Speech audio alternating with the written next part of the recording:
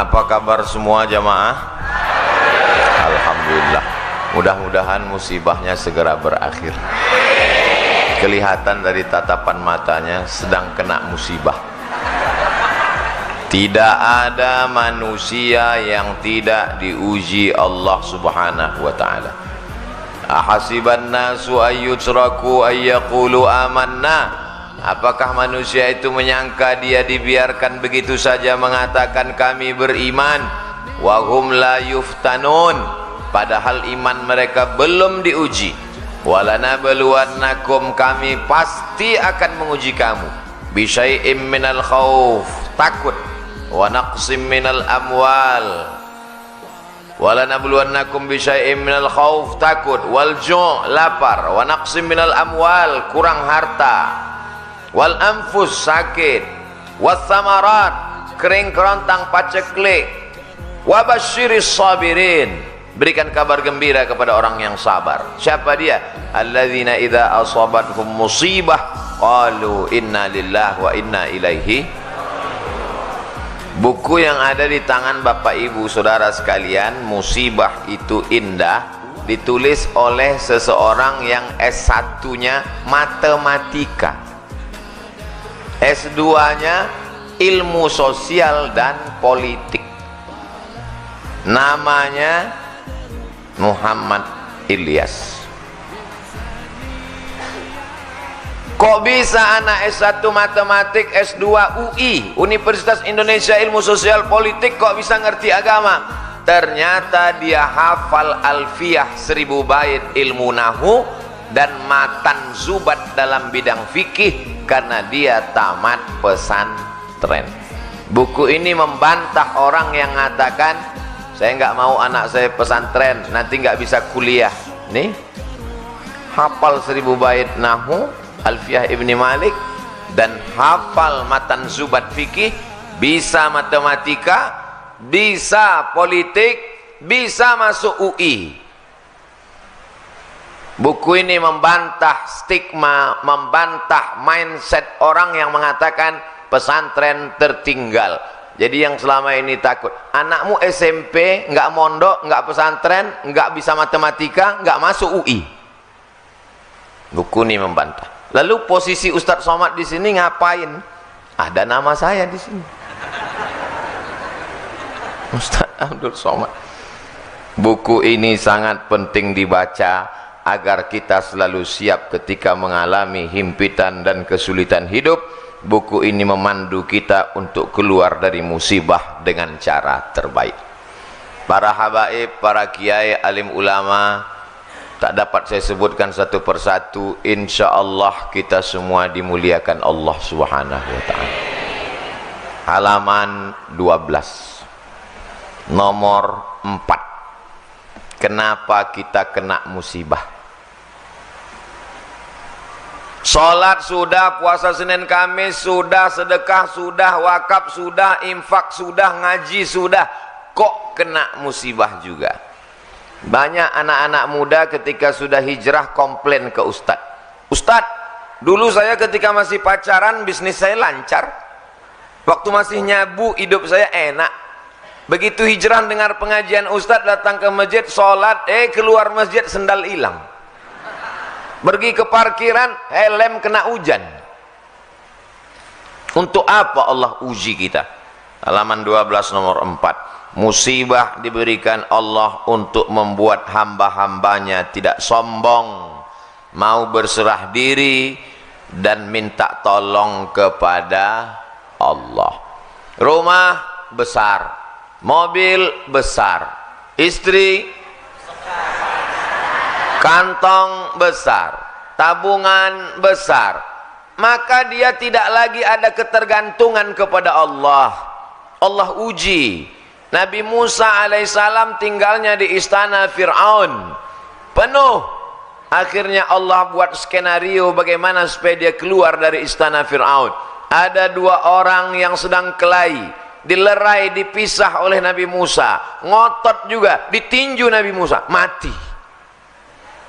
Kebetulan yang mati ini adalah rakyatnya Fir'aun, ngamuk, terusir, Di saat terusir dia ingat kepada Allah. Nabi tidak pernah lupa pada Allah.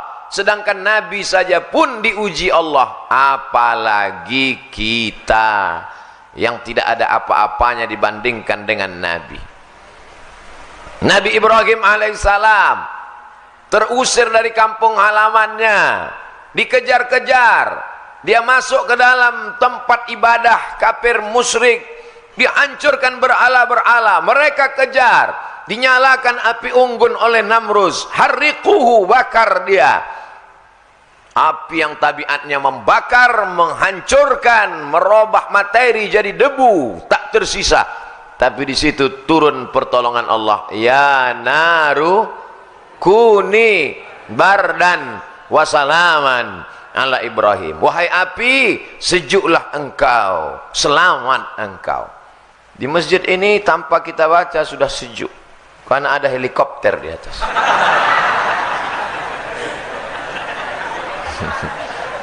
Masya Allah. Saya heran. Kipas anginnya sudah besar kok terasa panas. Baru ingat. Rupanya tadi saya makan durian. Dikasih sama panitia. Jadi ibu bapak tolong mohon maaf. Nanti kalau suara saya terdengar terlalu menggelegar. Beda sama moderator. Dia slow sop. Karena tadi makannya cuma agar-agar.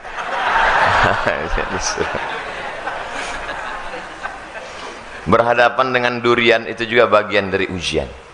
Mau dimakan takut darah tinggi, mau nggak dimakan mubazir. Akhirnya dibacakan doa Bismillahilladzi la yadurru ma'asmihi syai'un fil ardi wala fis sama wa huwas samiul alim. Nah, itu doa makan durian. Tidak ada kolesterol di masjid. Yang ada itu di rumah sakit. Ketika kita sedang diuji Allah, dunia terasa sempit. Yang dulu banyak kawan berubah menjadi lawan. Yang dulu teman cerita sekarang sudah tidak mau. Bawaannya curiga. Bersandar kepada manusia akan binasa. Bersandar kepada jabatan akan sirna. Bersandar kepada harta akan hilang. Di saat itulah kita mengangkat tangan berkata yang besar hanya Allah. Allahu Akbar. Salat kita jadi lebih khusyuk. Bayangkan kalau dari tanggal 1 sampai tanggal 30 duitnya sama banyaknya. Tapi begitu tanggal 29, bismillah. Makanya PNS dengan petani itu tingkat khusyuknya petani itu lebih khusyuk. Karena dia setelah menanam padi pulang ke rumah modal sudah, pekerja sudah dibayar, sewa kebun, membayar pupuknya, menanamnya. Begitu dia nampak hujan mau turun, berdoa khusyuk, ya Allah jangan sampai hujan turun kalau banjir padi yang kutanam tadi mati. Nampak tikus, jangan sampai tikus mirip padi. Beda sama orang yang gajinya sudah tetap, dia tenang aja. Mau hujan, ya nggak apa-apa. Orang gaji pokok ada. Bulan cuma 12, gaji dia 13. Makanya banyak orang bercita-cita supaya jadi PNS. Ustadz ngejek PNS? Enggak, saya PNS dulu. 11 tahun jadi PNS. Saya cuma sekedar membayangkan beda orang yang rezekinya sudah dijamin dengan orang yang menyangka. Padahal semua rezeki kita sudah dijamin Allah Subhanahu wa taala. Wa ma min dabbatin fil ardi, tidak ada satupun makhluk yang melata berjalan di atas muka bumi ini illa 'ala Allah rizquha. Rezekinya sudah dijamin Allah Subhanahu wa ta'ala. Hanya saja datang cemas, datang ragu, datang ngeri, datang galau, sempit pikiran. Kalau mindset otak kita sempit, hati kita susah, jantung koroner datang, gula darah naik, diabetes meletus, otaknya stres, depresi, stroke ringan, semua naik, darah naik, jantung naik, otak naik.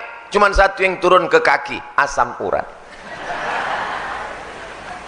Jadi apa yang bisa menenangkan hati ini? Dekatkan diri kepada Allah, serahkan semuanya. Inna salati wa nusuki wa mahyaya wa mamati lillah. At-tahiyatul mubarakatus salawatut thayyibatu lillah. Assalamualaikum warahmatullahi wabarakatuh. Assalamualaikum. La ilaha illallah dahu la syarikalah lahul mulku wa lahul hamdu yuhyi wa yumit wa huwa ala kulli syai'in qadir. Serahkan pada Allah. Itu difahami dengan baik. Saya sampai hari ini membaca itu tetap pelan. Tadi selesai salat. La ilaha illallah la syarikalah lahul mulku wa lahul hamdu yuhyi wa yumit wa huwa ala kulli syai'in. Karena kalau tidak digitukan dia tidak masuk ke otak kepala. Ini banyak orang mengucapkan itu seperti makan gorengan panas.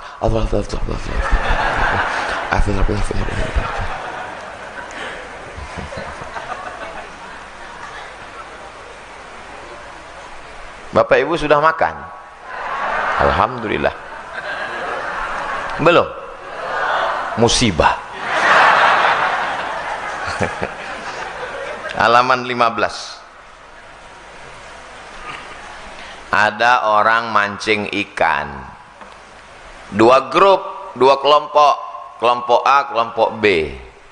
Yang kelompok A sholat, orangnya baik, zikir, nggak dapat ikan. Yang kelompok B nggak sholat, mabuk, minum khamar, ikannya banyak. Kata yang kelompok A, Tuhan nggak adil. Kita yang sholat kok nggak dapat ikan, mereka nggak sholat. Dia lupa bahwa yang sholat diuji kesabarannya, sedangkan yang tidak sholat sedang dipermainkan dengan istidraj, bukan istidraj. Diuji dengan istidraj. Pak Ustadz, dulu saya sebelum hijrah bisnis saya lancar-lancar aja. Sekarang setelah hijrah ini sulit, susah. Dulu diuji dengan harta kau tidak lulus. Sekarang diuji dengan kesulitan pun kau tak lulus juga. Emangnya Allah tidak tahu kalau kita ini layak atau tidak layak menjadi penghuni surga? Allah tahu. Lalu kenapa dia uji kita? Dia mau ngasih tahu diri kita untuk kita sendiri paham. Oh, sesungguhnya aku ternyata nggak lulus jadi penghuni surga. Allah Maha tahu. Wa na'lamu ma tuwaswisu bihi nafsuh. Kami tahu apa yang berbisik-bisik dalam hatimu. Akhirnya kelompok yang sholat tadi nggak sholat subuh. Begitu nggak sholat subuh, mancing, langsung dapat ikan dan perut ikannya dibelah, ada permata di dalam. Tuh, ternyata kalau nggak sholat dapat rezeki.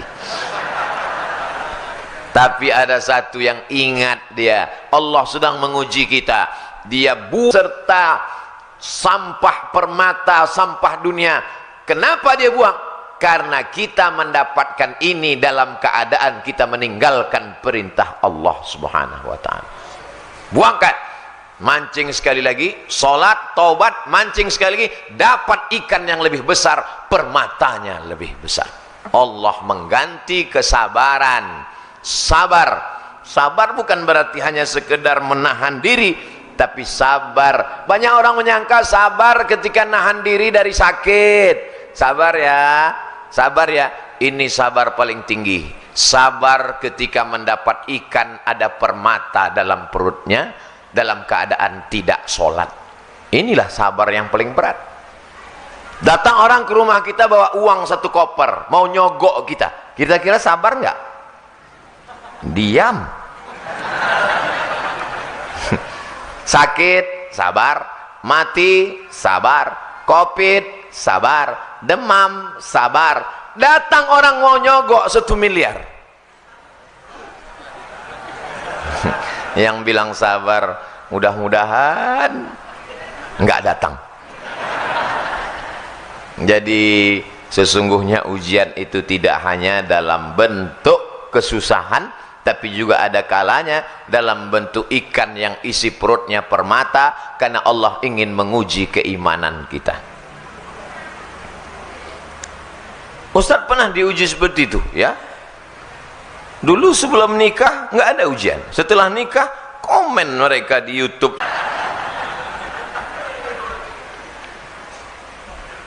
Halaman 30. Sabarlah, jangan mengeluh. As-sabru minal iman bimanzilati ra'si minal jasad. Sabar itu seperti kepala. Kalau orang tidak punya kepala, maka orang tidak sabar, sama macam manusia tidak ada kepala. Bisa orang hidup tanpa kepala? Makanya kalau memancung orang, kenal orang karena ada kepalanya. Abdul Somad jamaah bisa kenal karena ada kepala. Kalau badan banyak yang macam ini bentuknya, tapi kepala.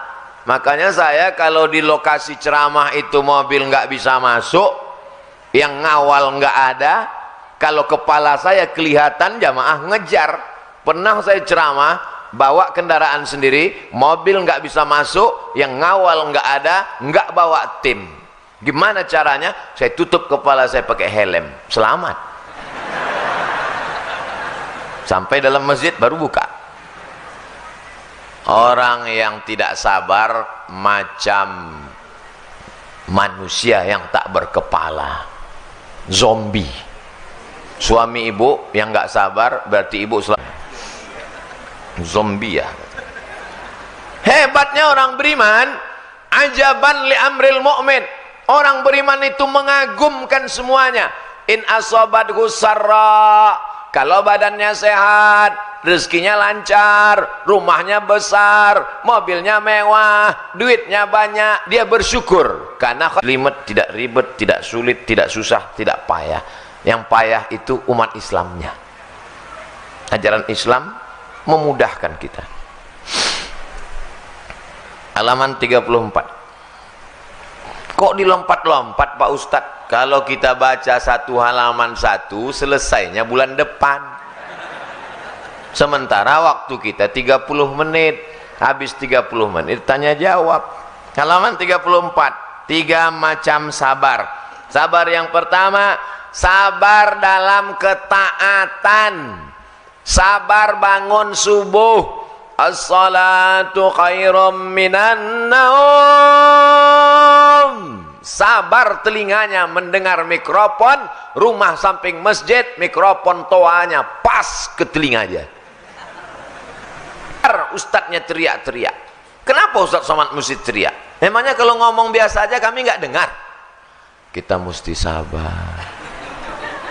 Sabar dalam ketaatan. Kuat. Tapi kalau bapak ibu terganggu dengan suara saya nggak sabar, bisa kita slowkan. Sabar. Sabar yang kedua, halaman 36. Sabar dalam meninggalkan maksiat. Pacarnya cantik, lebih putih, lebih tinggi, lebih semuanya, lebih kaya, tapi dia sabar untuk memutuskannya walaupun dia dikejar-kejar cewek cantik. Mudah-mudahan anak muda yang pacaran putus semua. Pucat. Putus siang ini, maghrib dipinang dengan bismillah. So sweet. Sabar dalam ketaatan. Banyak orang bisa, tapi sabar dalam meninggalkan maksiat berat. Saya pernah jenguk orang sakit di rumah sakit, pegawai kantor gubernur Pemprov, pemerintahan provinsi. Ustadz dari mana? Dari ruang ICU. ICU itu apa? ICU, you don't see me. Siapa yang bapak jenguk? Bapak Fulan. Oh, itu pegawai Pak Ustadz. Kenal kamu? Ya, anaknya ada kuliah di Australia. Dia pimpinan proyek. Dulu ketika perusahaan-perusahaan mau ngajukan dapat proyek, kami datang ke rumahnya bawa duit 1 koper. Bapak, kami tahu bapak anaknya kuliah di Australia, perlu uang banyak. Nih, apa jawab dia? Saya tidak mau kasih anak saya uang haram. Orang ingat, tapi spesies manusia ini sudah seperti dinosaurus, hampir punah.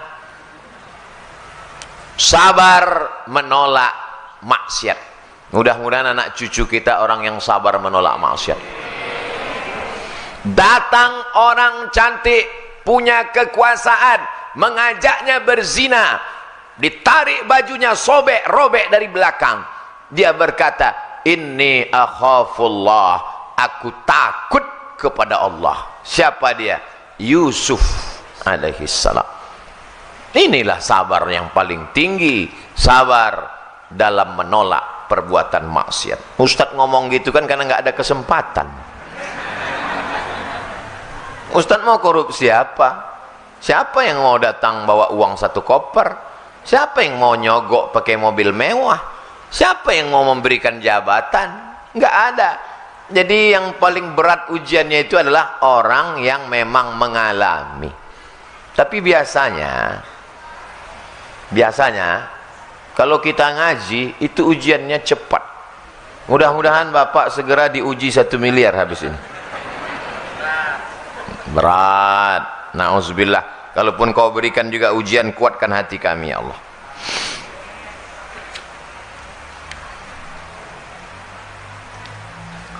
Halaman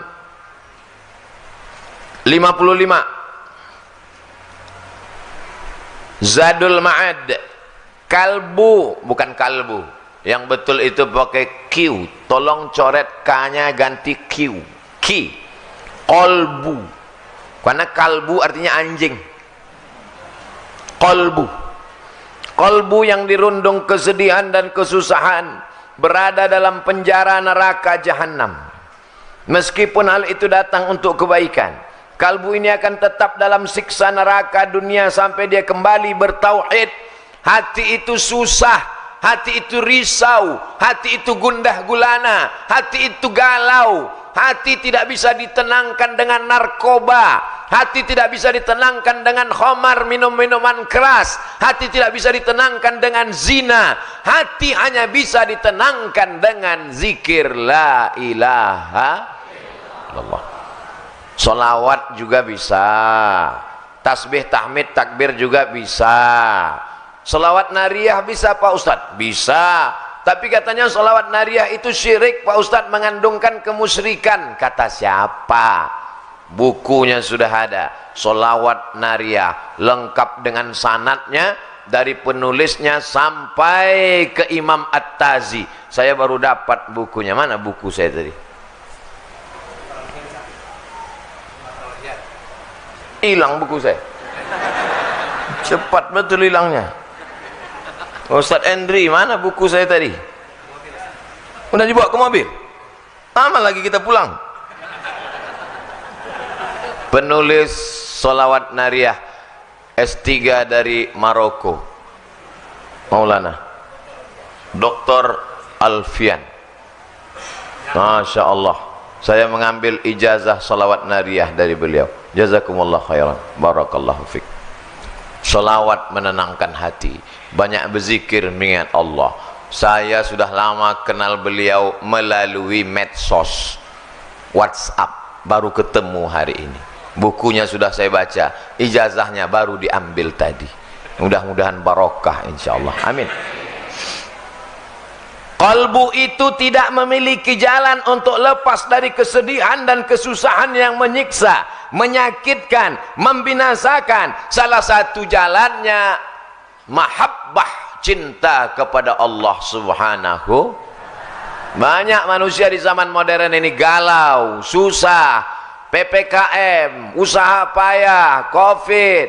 Tapi satu-satunya jalan, alhamdulillah, masjid kita tidak kosong dari kegiatan. Maulid tetap ada, kajian bersama Babe Haikal ada, pengajian-pengajian dengan para asatiz ada. Bayangan saya tadi bedah buku dalam masjid, pesertanya 3 baris. Tiba-tiba saya lihat, Masya Allah, perempuan semua.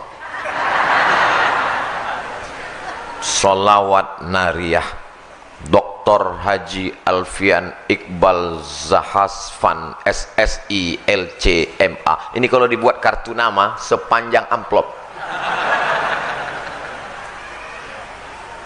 Ajaztuka, aku ijazahkan kepadamu Abdul Somad dengan zikir solawat nariyah lengkap. Mudah-mudahan Ustadz Somad dilapangkan hatinya dengan banyak bersolawat kepada Nabi Muhammad sallallahu alaihi wasallam. Hati sempit, pikiran galau, minum obat tidur 1 papan, mati. Pergi ke rel kereta api mau bunuh diri, sudah terbaring, aku siap mati. Sempat pula live melalui Facebook. Hai guys, dimanapun berada, dunia ini terlalu menyakitkan, aku mati. Tiba-tiba kereta sudah lewat, nggak mati, rupanya salah rel. Jangan bunuh dirimu, karena dalam Islam kematian bukan solusi terhadap permasalahan. Masih ada pertanyaan mungkar nakir, masih ada azab kubur, masih ada bangkit di padang mahsyar, masih ada titian siratal mustaqim, masih ada hisab penimbangan amal, masih ada neraka jahanam. Satu-satunya jalan adalah taubat, bukan tauco. Ustaz kok tiba-tiba ingat toco? Tadi di bawah makan dikasih toco udang. Ternyata toco udang ini dimasakkan oleh seorang ibu-ibu yang dulu hanya memasakkan toco udang kalau yang ceramah di sini Ustadz Tengku Zulkarnain. Setelah beliau meninggal, tidak pernah dimasakkannya lagi sampai dia tahu kabar bahwa datang Ustadz Abdul Somad. Saya makan udangnya tadi 2 ekor. Halaman 56. Bagaimana cara menghilangkan kesedihan? 1. Menghadirkan Allah dalam hati. Allah tidak punya rupa. Kalau kau pejamkan matamu nampak hitam, merah, bulat, petak, lonjong, betul cacing. Allah tidak seperti itu. Walam yakul lahu kufuwan ahad. Allah bisa kau rasakan keagungannya. Allah bisa kau rasakan ketenangan dalam hatimu. Berzikir la ilaha illallah, mulut menyebut, hati mengingat, pikiran fokus. Banyak juga orang mulutnya nyebut aja tasbih,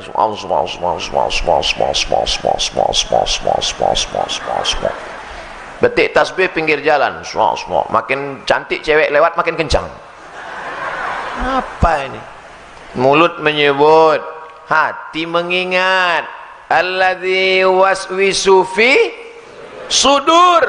Setan berbisiknya bukan di telinga, setan berbisiknya di dada. Bagian mana? Sebelah kiri, jantung berdegup, berdetak. Terserah mau zikirnya la ilaha illallah, mau zikirnya Allah Allah, mau zikirnya subhanallah, mau zikirnya alhamdulillah, mau zikirnya Allahu akbar, terserah. Kalau Ustaz Somad sendiri zikirnya apa?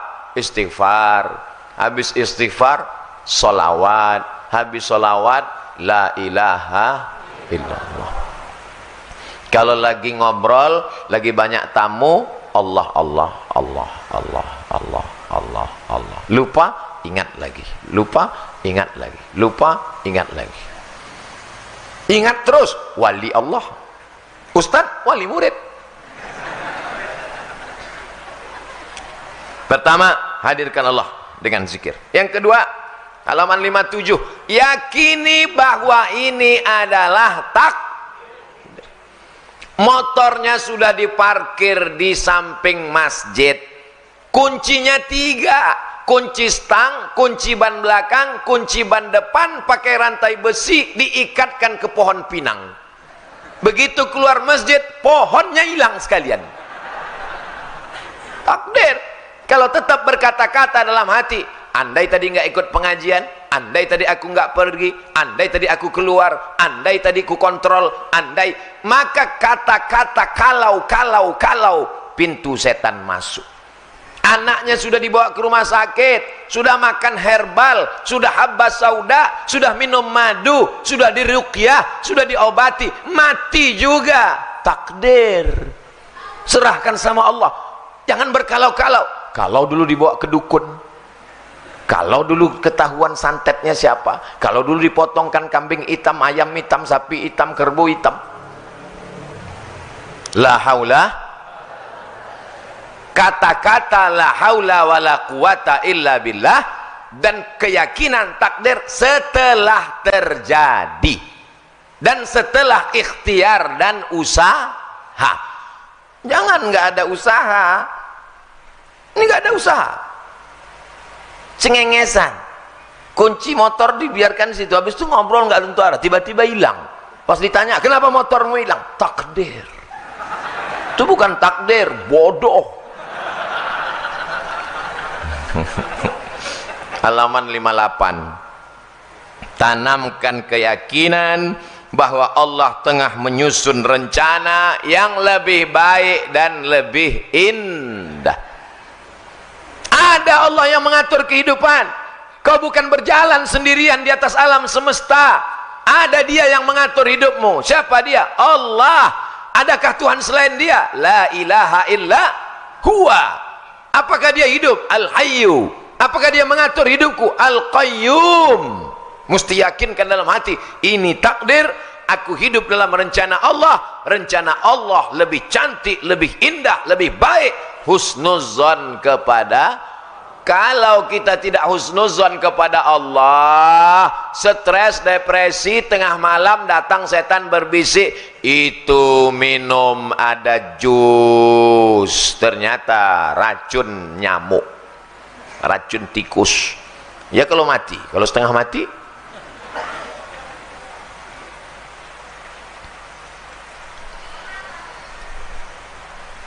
Halaman 74. Membuka gerbang rahmat Allah.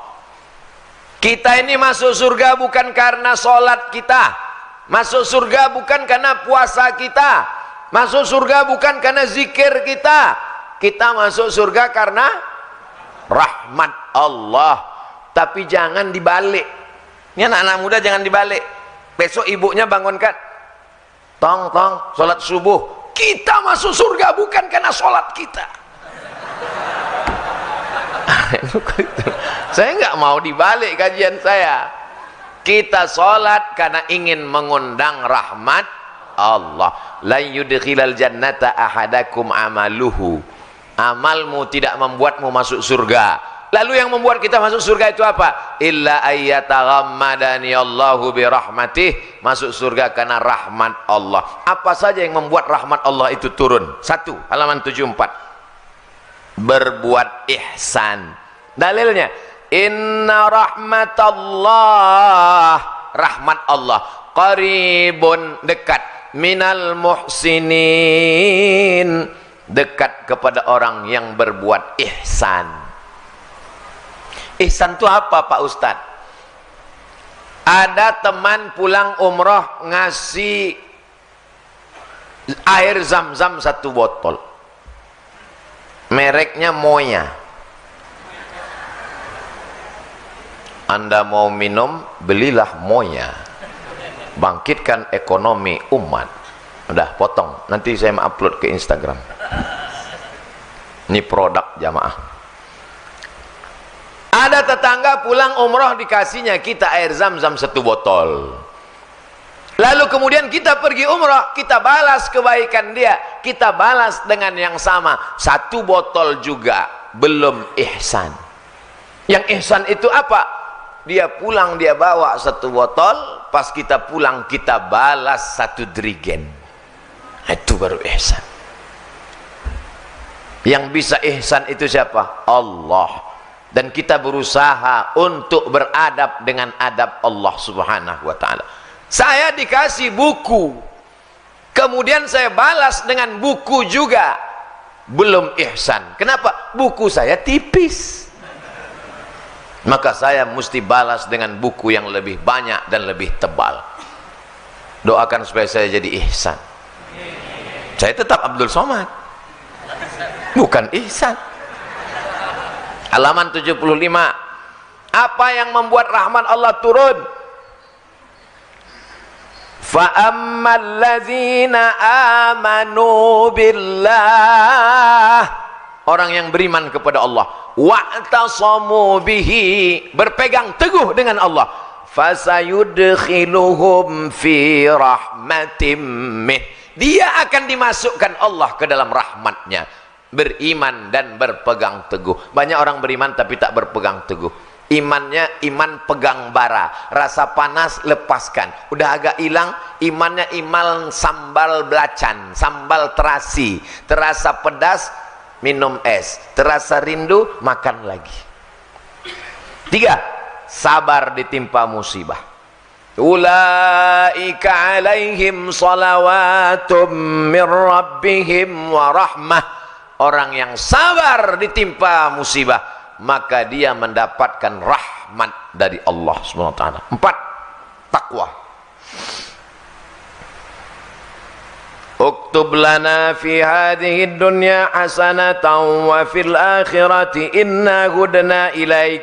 Qala azabi usibu bihi man asya wa rahmati wasi'at kulla syai. Rahmat Allah Subhanahu wa taala untuk orang yang bertakwa. 6, berbuat baik. Inna rahmatallahi qaribum minal muhsinin. 7, berhijrah, berjihad. Ulaika yarjuna rahmatallah.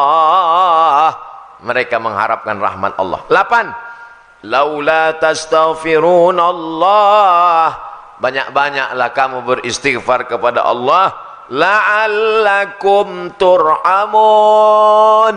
Kamu dapat rahmat. 9, mendengarkan bacaan Quran.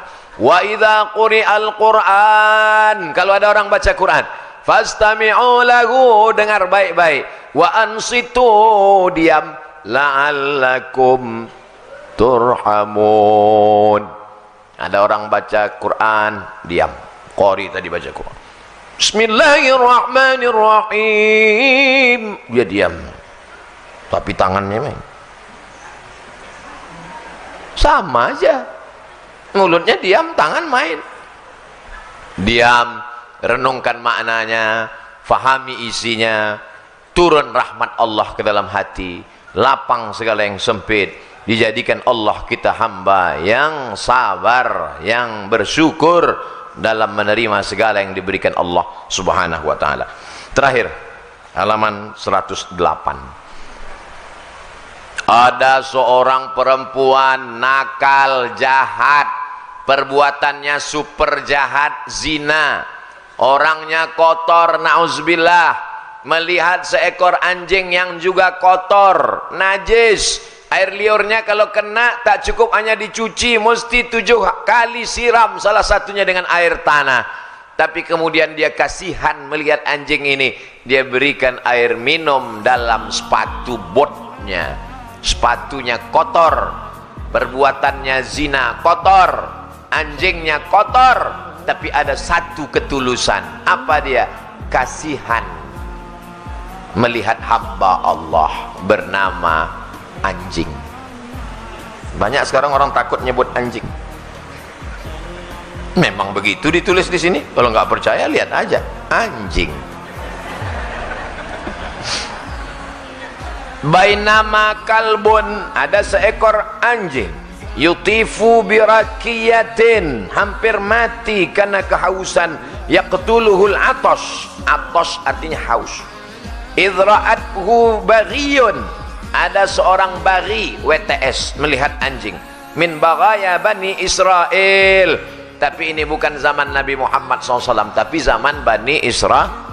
Fanaza'at muqaha, lalu dia copot sepatunya. Fasaqathu, dia berikan air minum. Faghufira laha, Allah ampunkan dosanya, turun rahmat Allah, karena ada rasa iba, kasih sayang dalam hati. Tapi jangan gara-gara bahas ini pulang dari sini semuanya beli anjing. Ini ceritanya bukan nyuruh miara anjing, karena ini ceritanya zaman Bani Israel, tapi tujuannya supaya kita ada rasa kasih sholat tahajud rajin, sholat duha nggak tinggal, pengajian ikut, tapi gaji tukang masak dibayar 3 bulan sekali, meneteskan air mata. Securitymu, driver supirmu, babysittermu teraniaya, zalim, jauh dari rahmat Allah. Hatimu akan sempit. Kalaupun kau hidup senang, hanya istidraj, bukan pertolongan Allah dari Subhanahu wa ta'ala. Allah Subhanahu wa ta'ala. Itulah sebagai pengantar dialog kita dalam 30 menit. Jangan kemana-mana, nantikan setelah pesan berikut ini.